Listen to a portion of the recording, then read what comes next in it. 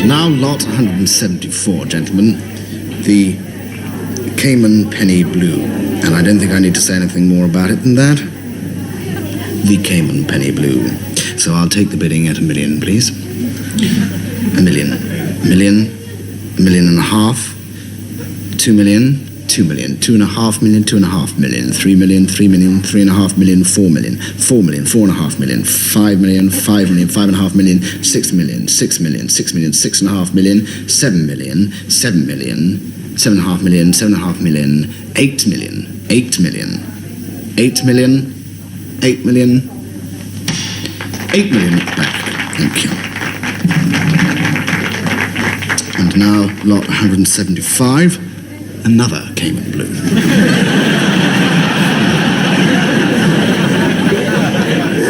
Anyone? First-class stamps are to go up to 12p. That's 2p for postage and 10p for storage. Air safety. In new regulations put into force today, the Federal Aviation Authority have withdrawn 20% of all aeroplanes and put them out to stud. Do go on.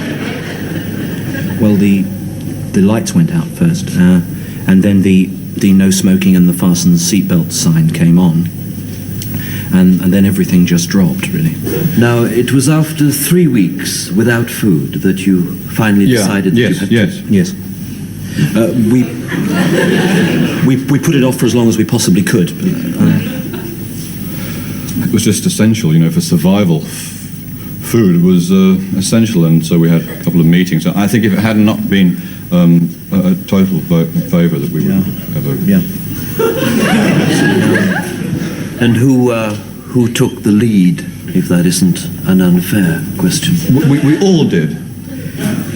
But mainly me. I was the hungriest. I believe you prayed. We all did. Before...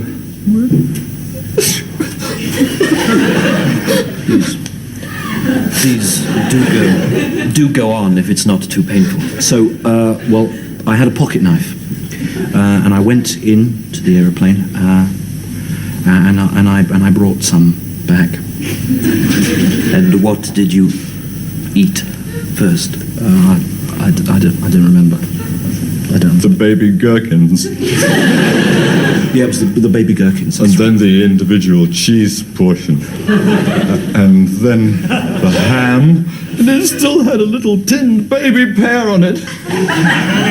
And finally, the puddings. And how did you feel after you'd eaten the airline food? But it was our only chance, I mean, we'd already eaten the other passengers.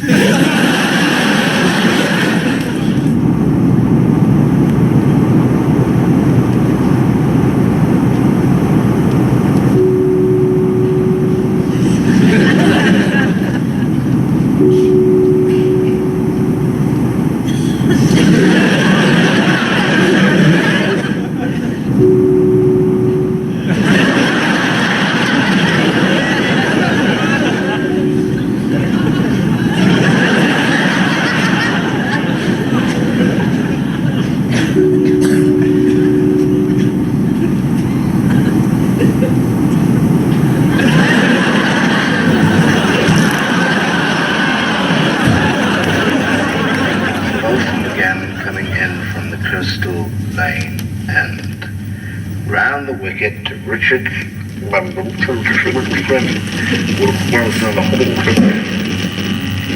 fielded by Richardson, and that brings it to 194 for 3 and 20 minutes. Oh no.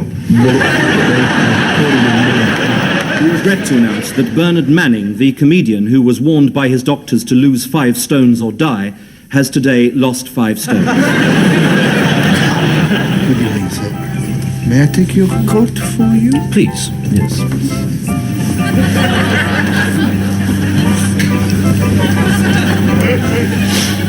Would you like me to take your jacket for you? Yes, please.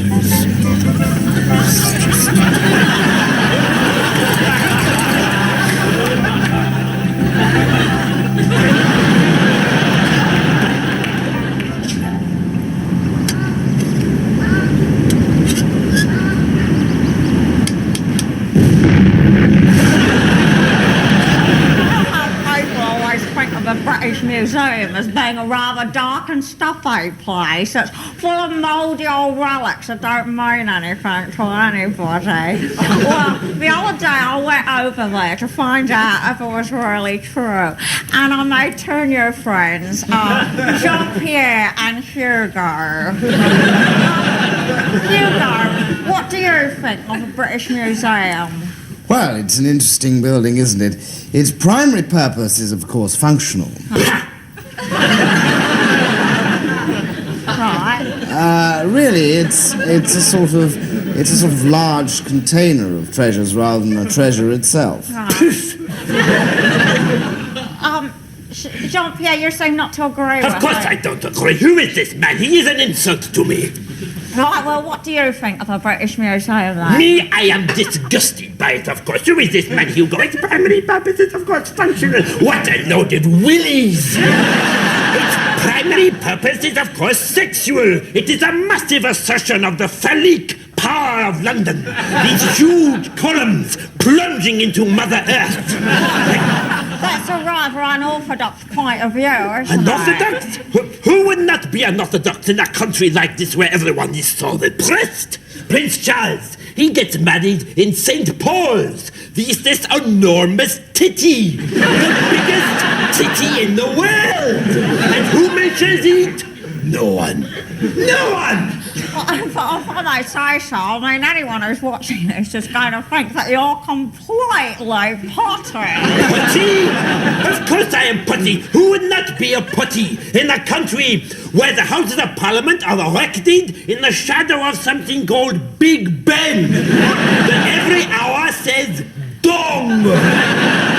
Aren't you just sex mad? Who will not be sex mad in a country where they erect an enormous phallus in the centre of London and call it Nelson's Column? Nelson's Column? Pah! It is Nelson's Willy! That's what it is, Nelson's Willy! A huge, massive, private part, exposed to the air, penetrating the skies in the hope that the Union will produce another Nelson with another phenomenally large Willy. And all people say the post office tower, the post office tower. Pah! It is the post office prick.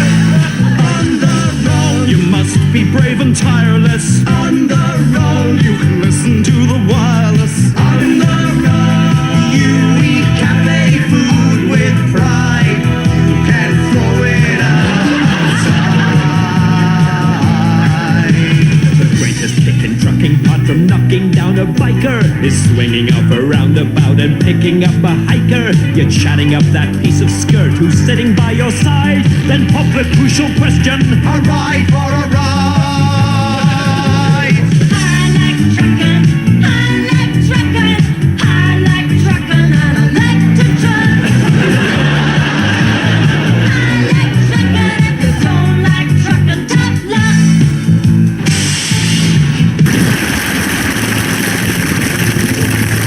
This is me, learning a lot in the army of the future. This is me too, driving a tank in tomorrow's army. It's a satisfying career with good prospects. You'll learn how to give orders, how to come out on top. In tomorrow's army, you work with the very latest technology. Above all, you'll see hundreds of different countries at first hand. So sign up with the army that's going places.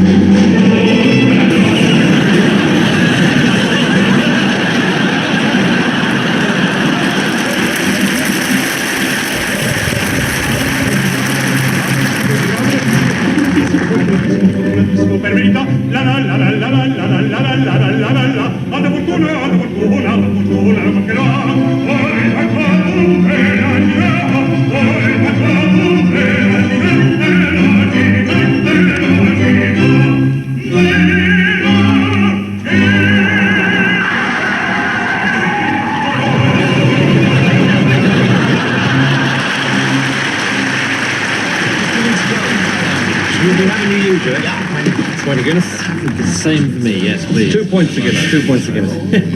No, it's a little bit lively today, but I'll be. Yeah. So how have you been keeping anyway, Mister? To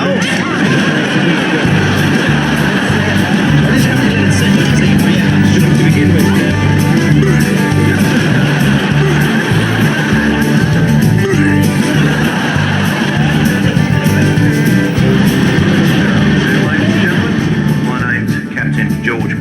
I'd like to welcome you aboard this Wallaby Airlines flight WA15 to Brisbane. I'd like to tell you a little bit about the flight you're on. We're now flying at 30,000 feet and we're doing approximately 520 knots. Oh my God, number 2 engines failed. Massive depressurization, we're losing height, ladies and gentlemen, we're going down. We're going to die.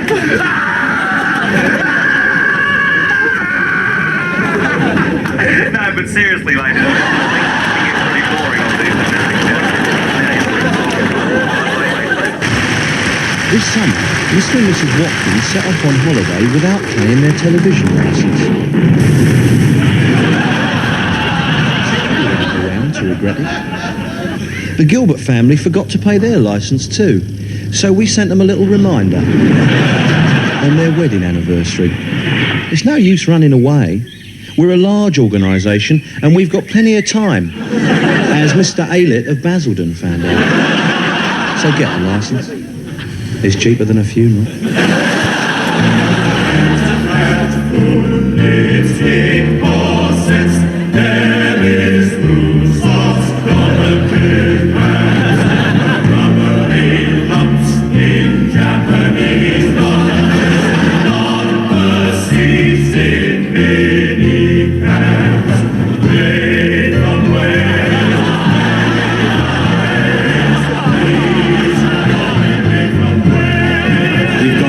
Of chainsaws, thousands of bloodthirsty slant-eyed seamen, and only 3.5 whales left to go. That was a clip of Soft Cell live on Whistle Test last year. And now for all the frustrated wimps around, we've got Mark in the studio tonight. Hello, Mark. Hi there, Annie. Now, Mark, I must ask the question on everybody's lips. When's the new album due out? Yesterday. No, there's been a lot of hassle with the recording company. I wanted to bring out a single album. Well, I wanted a double with some old live cabaret recordings to roll in, which would be a real rip-off. Right. So that's what we're doing. And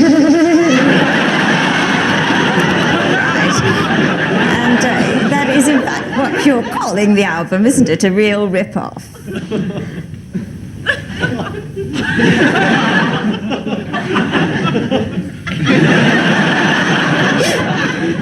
Now, Mark, you've received macho acclaimo for Tainted Love, but lots of people in the music press have been saying that in fact you're a pretentious little jerk and that you sing out of tune and that in fact you have no control over anything you do. How would you answer that? Sorry? Balance.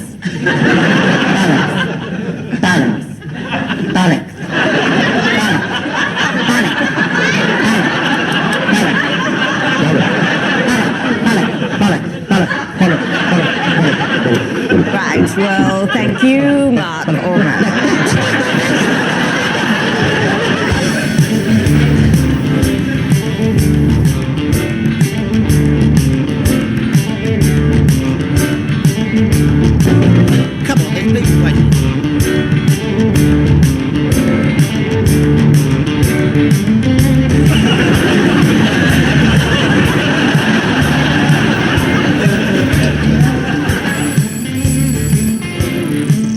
This man is deaf.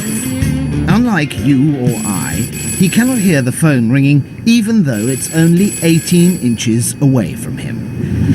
That is until now, because a team of research students at Guy's Hospital have invented this device, the audiovisual sonic communication system with this, a microprocessor base. It enables a flash bulb suspended here to be connected to an aerial receiver here whenever the phone where the transmitter is housed begins to ring. So now, when this discreet accessory is worn, even a deaf person knows when the phone is ringing.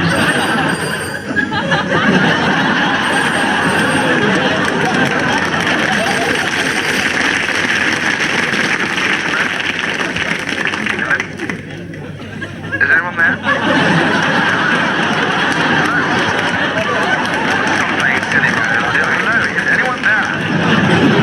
Really, Hot Pants? I just wanted to thank you for last night. You were sensational. President-elect Ronald Reagan set the record straight for journalists today, telling them that when he spoke of Nancy Reagan, he was, of course, referring to his wife, not his son. And the Vatican has again denied rumours that the Pope is suffering from bad eyesight. Meanwhile, His Holiness landed at Rome Airport, where he seemed to have some difficulty in locating the red carpet. The American Space Agency, NASA, has started sending its trainee astronauts to Bruce Forsyth's one-man show in order to acclimatise them to a place which has no atmosphere.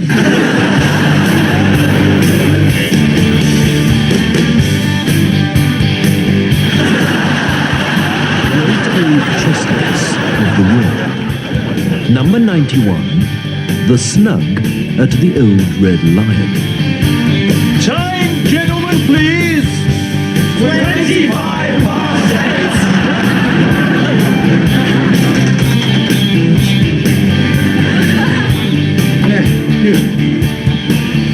Has Jimmy Chainsaw McPhee been in here tonight?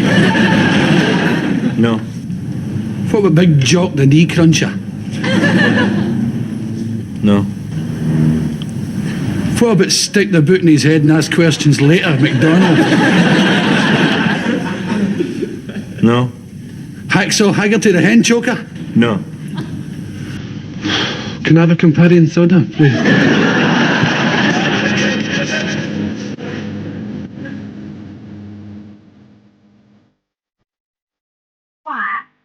Flop, obese, porky, wobble bottom. These are all terms of abuse that are constantly aimed at the overweight in our society. And tonight on the panel, we have representing the stout community, George Fletcher. Hello.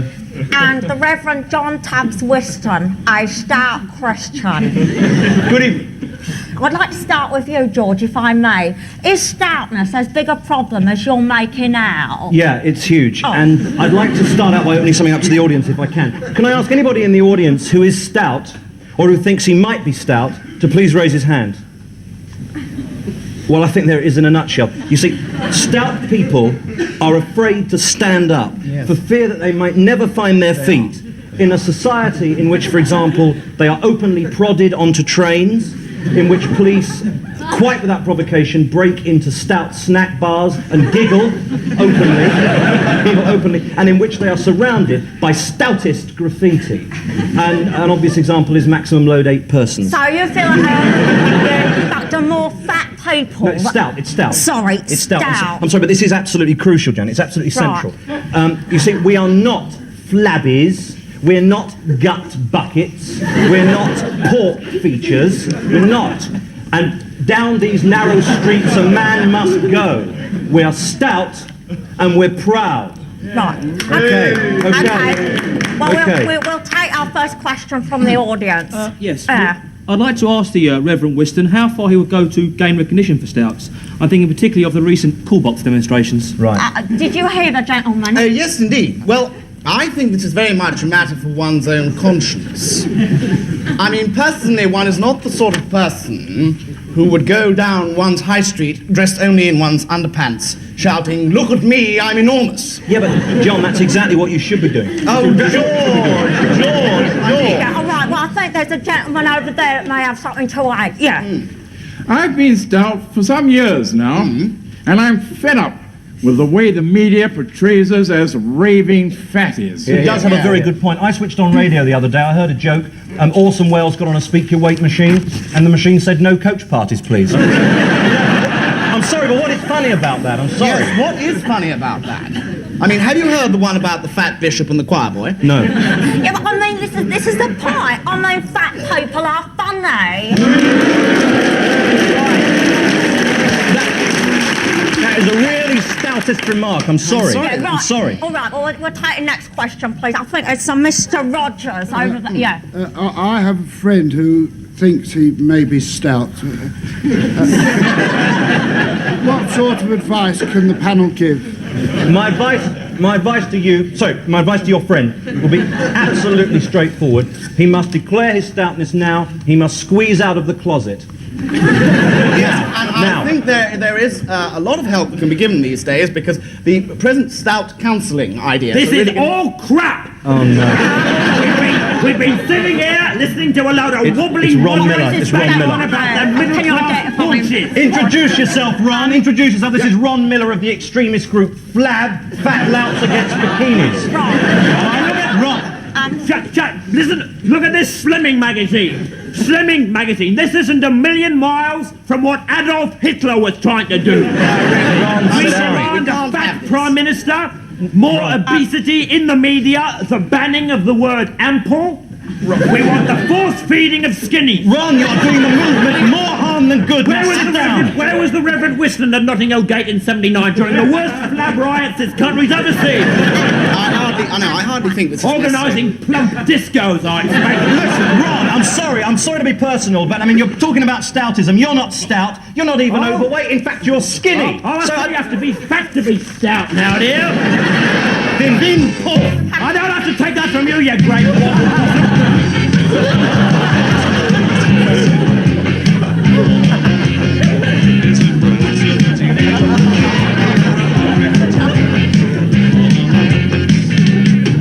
Keep you cool, that's how you get the chicks to drool. You wanna have a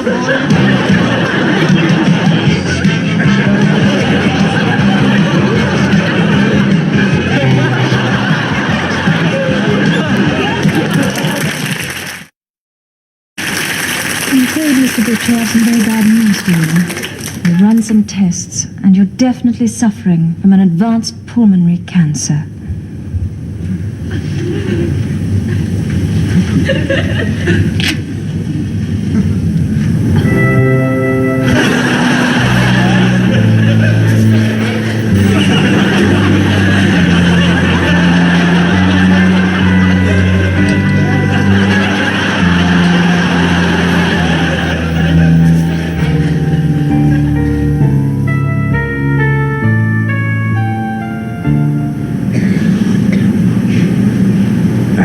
It's God bless America, Mr. President. God bless America.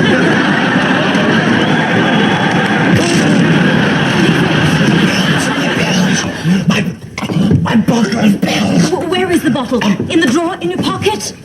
In my throat.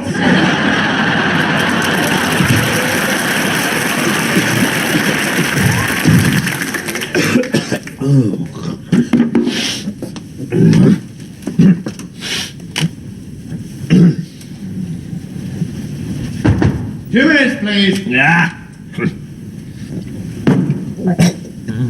1 minute, please.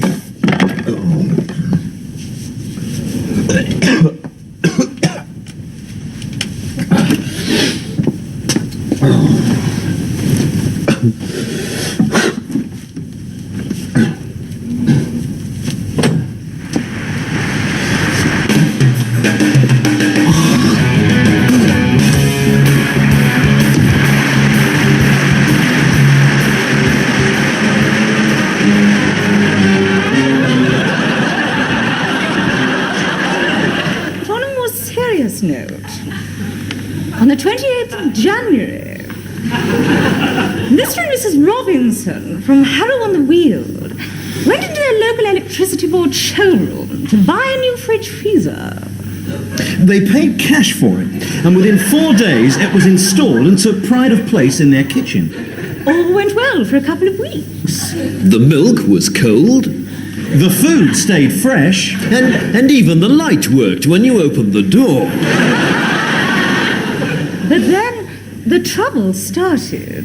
On February the 19th, the Robinson's 7-year-old son George got an attack of appendicitis and had to be rushed to hospital. They rang the electricity board, who responded, This has got nothing to do with us.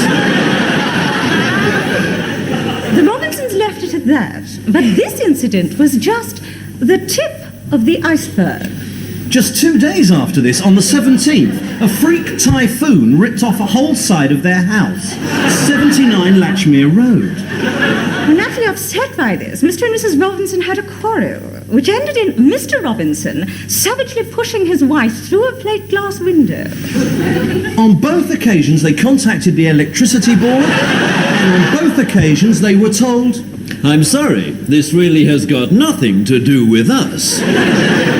It was then that things began to go seriously wrong. Mr. Robinson ran his car into a bus queue and was shot by a police marksman.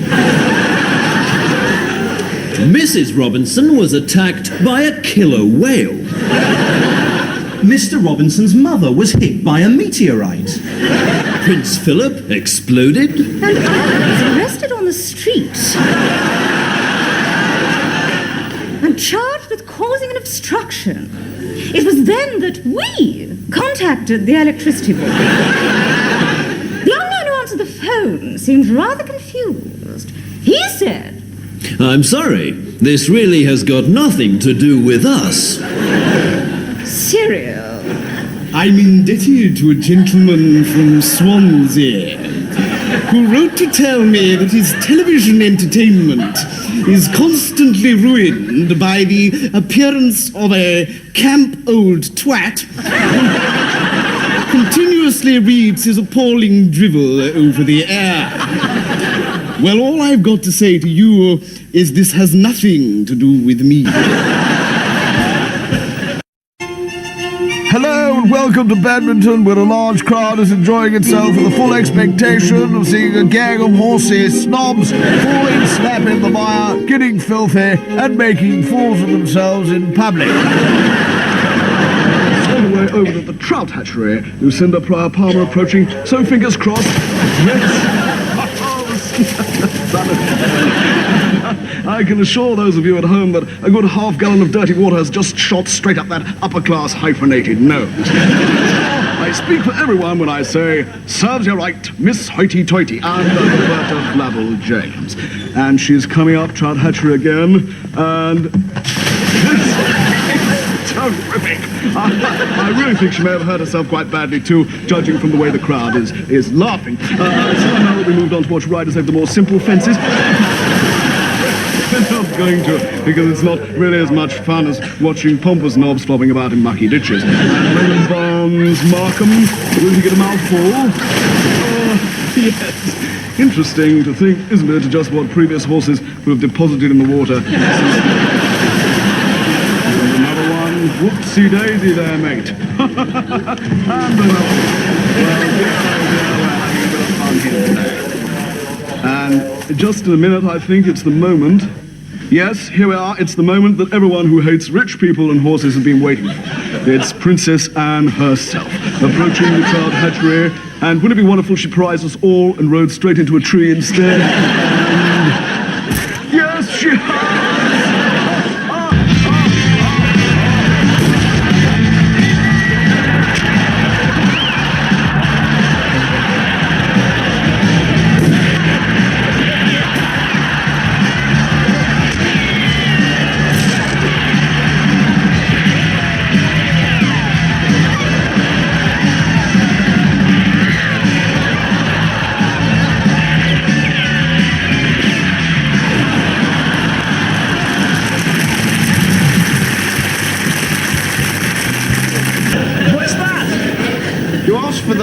grub, didn't you? The National Institute for Canine Studies have dismissed as ridiculous the idea that some dog owners eventually start to look like their pets. A shock announcement today. Mr. Roy Jenkins told reporters that he was leaving politics to play Jiminy Cricket in the remake of Pinocchio.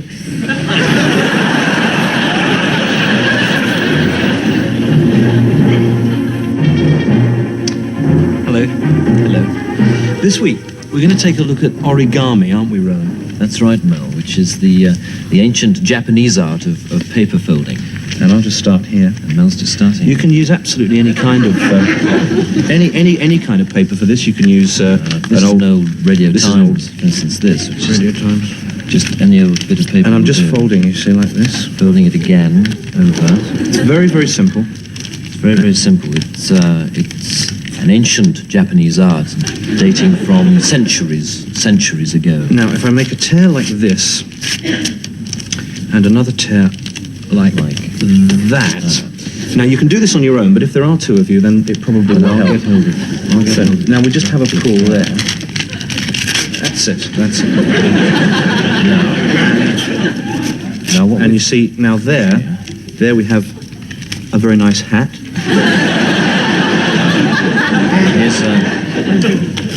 Here's a little bracelet.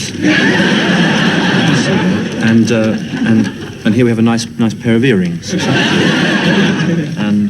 And of course, a moustache.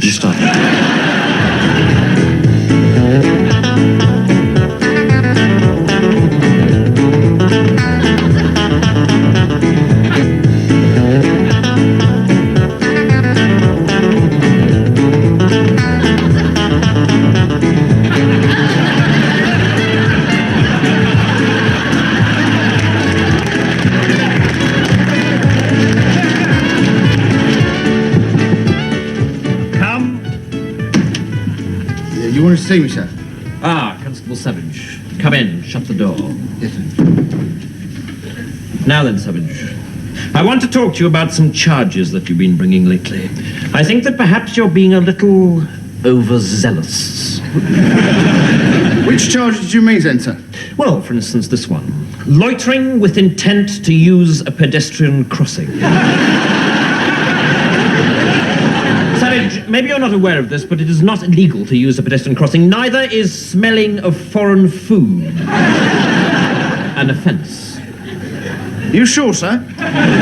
Also, there is no law against urinating in a public convenience or coughing without due care and attention. If you say so, sir. Yes, I do say so, Savage. Didn't they teach you anything at training school? Oh, sorry, sir. Some of these cases are just plain stupid. Looking at me in a funny way. Is this some kind of joke, Savage? No, sir. And we have some more here. Walking on the cracks in the pavement. Walking in a loud shirt in a built-up area during the hours of darkness. And walking around with an offensive wife. In short, Savage, in the space of 1 month, you have brought 117 ridiculous, trumped-up and ludicrous charges. Yes, sir. Against the same man, Yes, sir. a Mr. Winston Kodogo of 55 Mercer Road. Yes, sir. Sit down, Savage. Yes, sir. Savage, why do you keep arresting this man? He's a villain, sir. A villain? And a jailbird, sir. I know he's a jailbird, Savage. He's down in the cells now. We're holding him on a charge of possession of curly black hair and thick lips.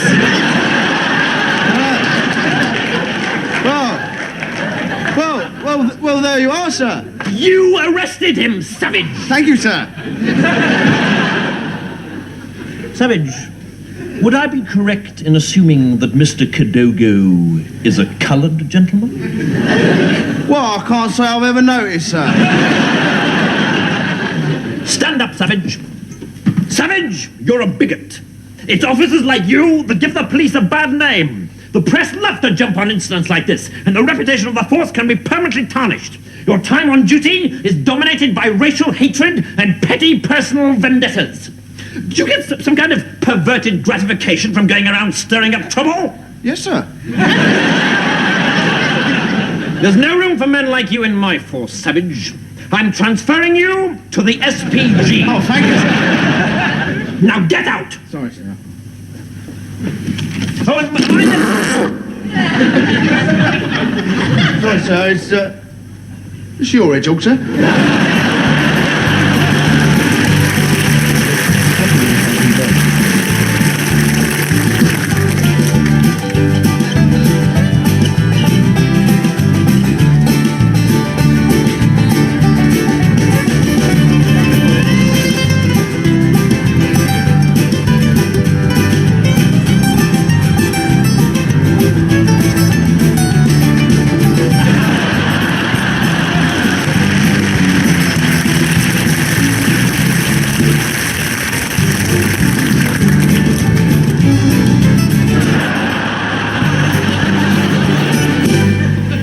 All right, Pugsy. Been up to your old tricks again, have you? Well, you know the form. You can make one phone call, so hurry up and make it.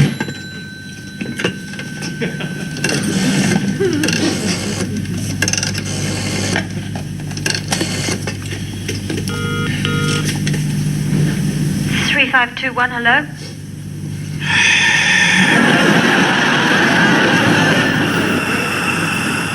A man was arrested today on suspicion of stealing the Queen's handbag.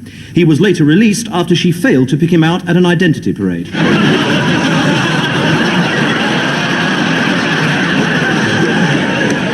And members of the voluntary euthanasia society Exit today went on their annual outing to Morecambe.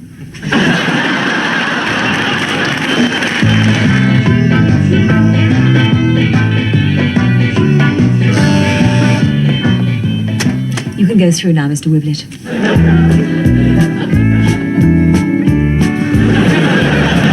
I believe that life is happy and death is sad. I believe my mom was married to my dad. I believe that things that aren't good tend to be bad. I believe, yes I believe. I'm prepared to believe that Nixon wasn't a crook. I'm prepared to believe love stories a readable book. I believe that the dirty dozen weren't really dirty. I believe that Lucille Ball's still under 30. Yes, I believe Joe Ford is clever. That Bob Hope will live forever. And that lever is pronounced lever. And the best film ever made is Saturday Night Fever. And say Colonel Sanders can fry. And that pigs and even DC-10s can fly. To believe that things go better with Coke. And that the Ayatollah tells a darn good knock-knock joke. I believe some folk can hear what Bugs Bunny is saying. And that Salt Lake City's a real nice place to stay in. I believe that JR really loves Sue Ellen. I believe that things sound better when you're yelling. And I believe that the devil is ready to repent. But I can't believe Ronald Reagan is president. Tonight on I Believe, we continue our look at wider Christian issues and ask the question, the devil, is he all bad? I feel in a sense that the devil's had a very bad press, you know? I mean, what is bad? I mean, here we are in Lambeth, you know. I think modern Christians should have a bit less of the get thee behind me, Satan, and more of the come in me, old mate, and have a cup of tea. John? Reverend Mountjoy is an Anglican priest who sympathizes with the plight of diabolists, devil worshippers, who find it difficult to gain acceptance in a Christian world. I I don't think there is a problem, really. Well, murdering. Well, yes, except for the murdering. That can make it easy to understand. And, if you get an exceptionally difficult goat Or ox. Yes. Well, of course, you see, then it can make a noise. But you see, the modern day Diabolist, I mean, we're not really mumbo-jumbo Dennis Wheatley types, really. It's more up to date. Exactly. Coffee mornings. Yes, and bring and buy sales and that sort of thing. Bring and buy sales? Yeah, when I say bring and buy sales, it's more sort of murdering, actually. Virgins. Well, yes, rape, coffee. Yeah, well, I mean, what is a virgin? I've never met one. No, but seriously. Yeah, I think cautiously I would approve of sacrificing the odd virgin. Fair enough. But what exactly do devil worshippers believe? Well, we believe that Satan, the Prince of Darkness, is Lord of the universe and will destroy Jesus through infernal power. Yeah, obviously, this is a difficult one. It's a theological grey area. But I think we should keep a broad outlook. After all, intrinsically, the roots of all religions are the same. Buddhism, for example, is hardly any different from Christianity. And Muslims are exactly the same as Christians, only with more money. So just how many of these people are secret Diabolists? And what form does their worship take? Well, every full moon we do go up to the heat of the midnight, and we do strip ourselves completely naked. And we ravish each other passionately until dawn.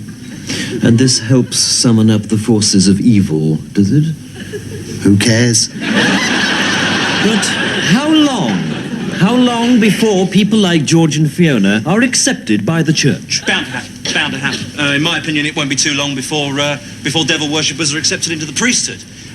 Some people are going to oppose it. The Pope, I think, is probably anti, but it's on the cards. Yeah. Do you think you will finally become accepted into the church?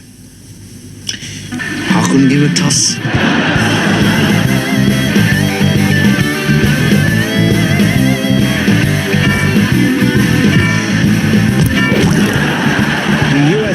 And the search goes on for the prankster who put superglue in President Brezhnev's hat.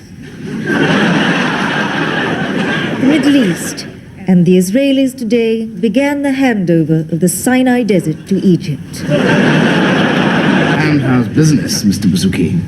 Oh, it is very well, thank you. Good. Well, let's get on with the examination, shall we? If you could just stand up and drop your trousers for me. Oh, yes.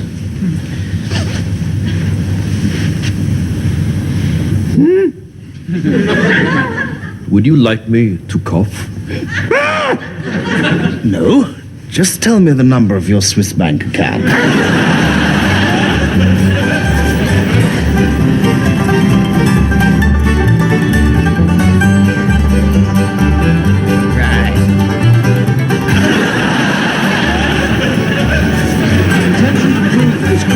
My client is completely innocent of the charges of theft for which he stands accused. In evidence, I will produce receipts given to me by my client as definite proof of purchase for the 3 articles allegedly stolen. This one for the digital watch, this one... Digital watch? What on earth is a digital watch? Sorry, my lord, a digital watch, it's a watch worked by microelectronics. How fascinating.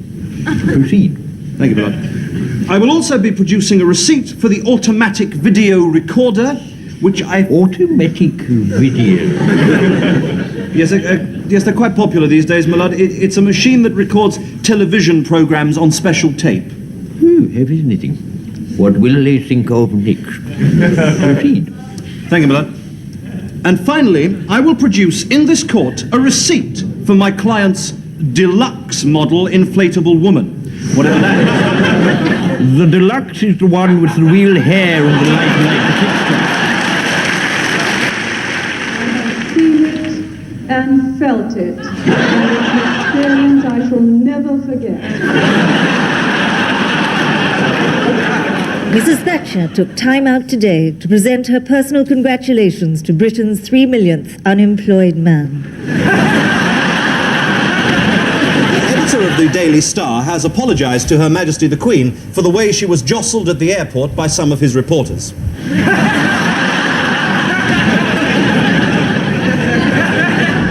At a press conference today, Mr. Cyril Smith demonstrated a new skill he has developed during the summer recess. He can now pick his nose from the inside. 212, please. 24. I buy the Daily Telegraph because it doesn't try to tell me what to think. It just reports the news. I buy the Daily Express because it informs me quickly, tells me what's going on, and lets me get on with my job. I read the Financial Times because I've got a pink bathroom.